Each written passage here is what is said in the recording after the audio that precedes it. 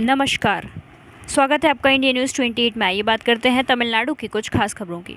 तमिलनाडु के तिरुचि के common people's welfare party के कोषाध्यक्ष जोसेफ ने कलेक्टर को एक याचिका प्रस्तुत की और एक साक्षात्कार दिया। सर्वेक्षण संख्या द्वारा निर्मित भवन 235/3 राष्ट्रीय राजमार्ग पर वार्ड नंबर 5 त्रिची जिले के तिरुवरंबूर ब्लॉक के नाथमादीपट्टी कीलाकुरिची गांव में एंटोनियर पर अतिक्रमण किया जा रहा है और सार्वजनिक सड़क सहित भवन नियमों का उल्लंघन करते हुए निर्माण किया जा रहा है। यह पहले से ही एक बहुत ही संकीर्ण राष्ट्रीय राजमार्ग है जिससे भारी यातायात जाम हो जाता है। इसलिए मैं राष्ट्रीय राजमार्ग विभाग के अधिकारियों और किलाकुरिची ग्राम पंचायत सहित बीडीओ अधिकारियों से अनुरोध करता हूं कि वे सीधे निरीक्षण करें और निर्माण की जा रही नई इमारतों को रोकें और क्षेत्र में अतिक्रमण वाली इमारतों को हटाएं और राष्ट्रीय राजमार्ग का विस्तार करें ताकि इसका उपयोग किया जा सके। क्या त्रिची के जिला कलेक्टर कार्रवाई करेंगे?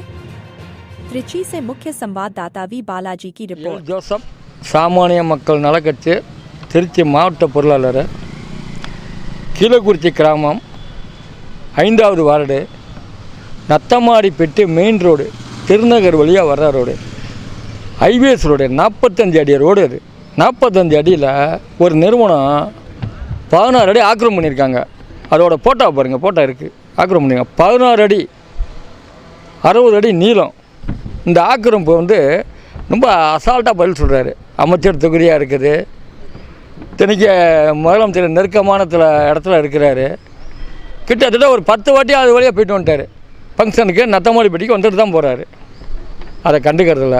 அவங்க கட்சிக்காரங்களும் தெரியப்படுத்துகிறாங்களா பண்ணலையா எங்களுக்கு தெரியல. அதே போல் அதிமுக குமார் எதிர்க்கட்சி தலைவராக எடப்பாடி பழனிசாமி ஐயா இருக்கார். ஏன் அதை கேட்க வேண்டியது தானே?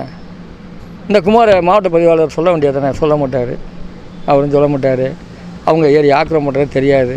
ஏன்னா அவர் முறை சிட்டிக்கு தனியாக போயிட்டார். ஏன்னா புதுக்கோட்டை ரைட்டில் பைபாஸில் போயிட்டே இருப்பார். அதனால் இதெல்லாம் கண்டுக்க மாட்டாங்க. இதை அவசியமாக சாமானிய மக்கள் நலக்கட்சி வன்மையாக கண்டிக்குது. எதிர்த்து குரல் கொடுக்க கட்டத்தில் இந்த சாமானிய மக்கள் நலக்கட்சி மட்டும்தான் பொறுப்பில் இருக்குது. அதே போல் ஒரு வருடம் ஆகி போச்சு. ஒரு வருடம் ஆகியும் நத்தமாடிப்பட்டி ரேஷன் கடை கட்டுறதுக்கு வந்திருக்கு. நாங்கள் இன்ன வரைக்கும் கட்டலை. இடம் கட்டாங்க. இடமும் நாங்கள் காமிச்சு சொல்லியிருக்கோம். கேட்டால் வீடியோ 10 நேரம் தாசில் 10 இடம் இடம் சொல்லிட்டார். கேட்டால் அவங்க கட்சிக்காரங்களாம் எல்லாம் கூடுறாங்க. என்ன சொல்கிறாங்க? 150 ஓட்டு இருக்குது, அந்த ஓட்டு பாதிக்கும். அப்போ அவங்க கட்சிக்காரங்களுக்கு கவர்மெண்ட்டை தாரவாரத்து கொடுத்துடலாமா? அதுக்காக தான் அவங்க அமைச்சராக இருக்காங்களா? எங்களுக்கு அது தெரியலை. ரேஷன் கடையும் கட்டி தரணும். இந்த ஆக்கிரமிப்பையும் உடனடியாக நிறுத்தி அகற்றணும். நடக்கவில்லைனால் மீண்டும் போராட்டங்கள் நாங்கள் பண்ணாமல் விட மாட்டோம்.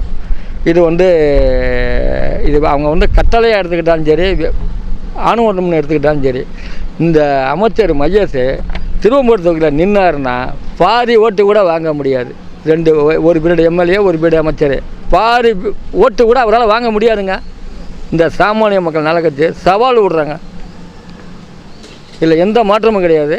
இது கண்டிப்பாக இது நடவடிக்கை இல்லைன்னா 2 நடவடிக்கைனா கண்டிப்பாக ஆர்ப்பாட்டம் பண்ணுவோம். ஐயா முதலமைச்சர் ஐயா அவர்களுக்கும் நீங்கள் வெற்றி படுற நோக்கத்தில் மாதிரி போகல. பிஜேபியை குறை சொல்ல வேண்டியது, ஏடிஎம்கே குறை சொல்ல வேண்டியது, அது அரசியல் நாகரிகம். நாங்கள் அந்த கட்டத்துக்கு நாங்கள் போகலை. இந்த சாமானிய மக்கள் நலக்கட்சி சொல்கிற கோரிக்கையை ஏற்று செய்வீங்களா, செய்ய மாட்டீங்களா? செய்யலைன்னா நடக்கும். பாதி ஓட்டு கூட வாங்க முடியாதுங்க. இப்பயும் சொல்கிறேன். அதே போல் இந்த இதில் நான் போட்டியிடுவேன். திருவம்பூர் தொகுதியில் போட்டி கண்டிப்பாக இடுவேன். இது யாராலையும் தடுத்து நிறுத்த முடியாது. சவாலாக வருவேன். முடியுமா முடியாதானே மக்கள் காலம் பதில் சொல்லும். நன்றி, வணக்கம். இப்போ கொடுத்துருக்க மனுக்கு என்னென்ன நடவடிக்கை எடுக்கன்னு சொல்லியிருக்காங்க. இது காலமுறம் சொல்கிறது தானே. 1000 பெட்டிஷன் கொடுத்துருக்காங்க. எந்த பெட்டிஷனுக்கும் இந்த அரசு எடுக்கவே இல்லைங்க. நடவடிக்கையே கிடையாதுங்க.